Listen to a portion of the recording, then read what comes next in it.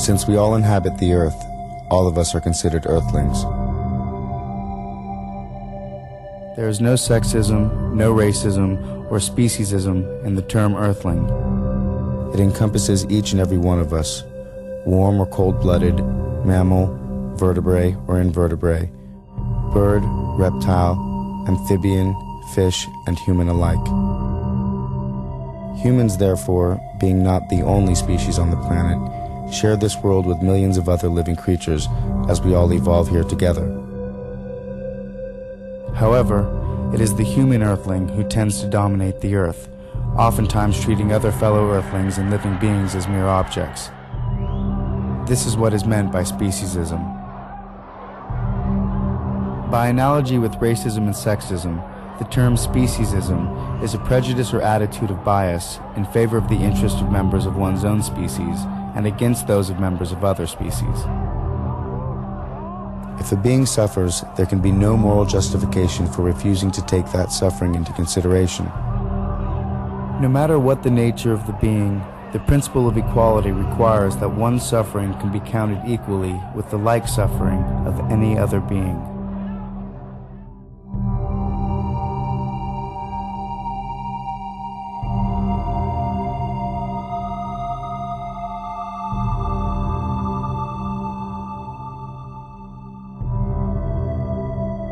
Racists violate the principle of equality by giving greater weight to the interests of members of their own race when there's a clash between their interests and the interests of those of another race.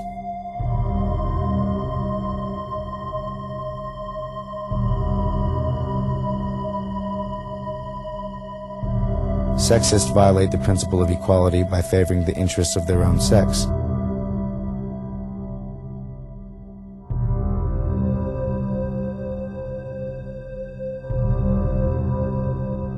Similarly, speciesists allow the interests of their own species to override the greater interests of members of other species.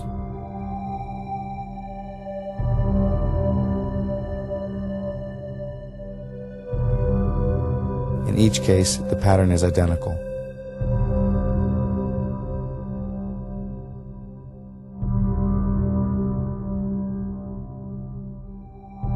Though among the members of the human family we recognize the moral imperative of respect, every human is a somebody, not a something. Morally disrespectful treatment occurs when those who stand at the power end of a power relationship treat the less powerful as if they were mere objects.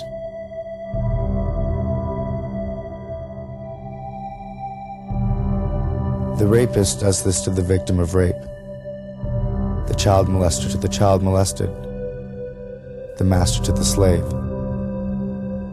In each and all such cases, humans who have power exploit those who lack it.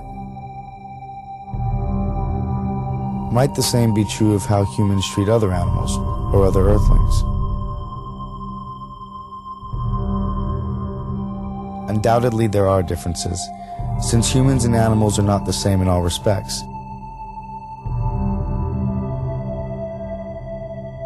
But the question of sameness wears another face. Granted, these animals do not have all the desires we humans have.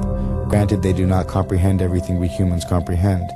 Nevertheless, we and they do have some of the same desires and do comprehend some of the same things. The desires for food and water, shelter and companionship, freedom of movement and avoidance of pain. These desires are shared by non-human animals and human beings.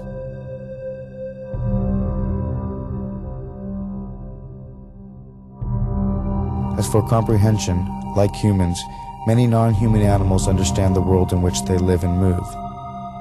Otherwise, they could not survive.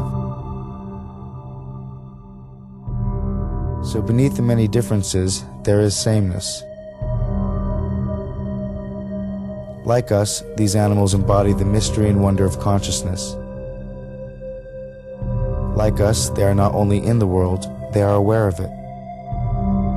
Like us, they are the psychological centers of a life that is uniquely their own. In these fundamental respects, humans stand on all fours, so to speak, with hogs and cows, chickens and turkeys. What these animals are due from us, how we morally ought to treat them, are questions whose answer begins with the recognition of our psychological kinship with them. So the following film demonstrates in 5 ways just how animals have come to serve mankind. Lest we forget.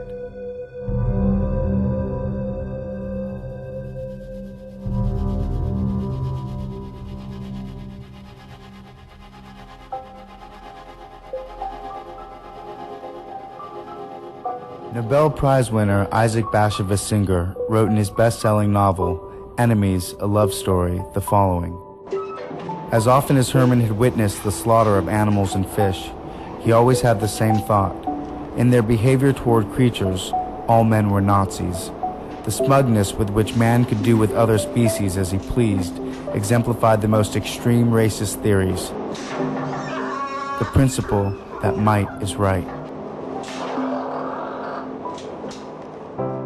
The comparison here to the Holocaust is both intentional and obvious. One group of living beings anguishes beneath the hands of another. Though some will argue the suffering of animals cannot possibly compare with that of former Jews or slaves, there is in fact a parallel.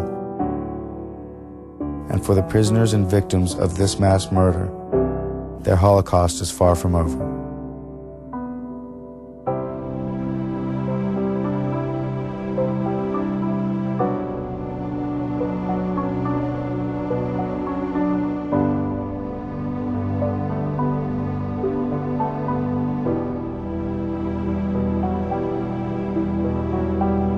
In his book, The Outermost House, author Henry Beston wrote, "We need another and a wiser and perhaps a more mystical concept of animals. Remote from universal nature and living by complicated artifice, man in civilization surveys the creatures through the glass of his knowledge and sees thereby a feather magnified and the whole image in distortion. We patronize them for their incompleteness, for their tragic fate of having taken form so far below ourselves. And therein we err, and greatly err. For the animal shall not be measured by man. In a world older and more complete than ours, they move finished and complete, gifted with extensions of the senses we have lost or never attained.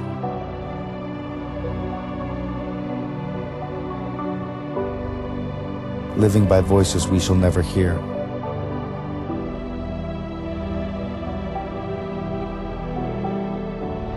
They are not brethren.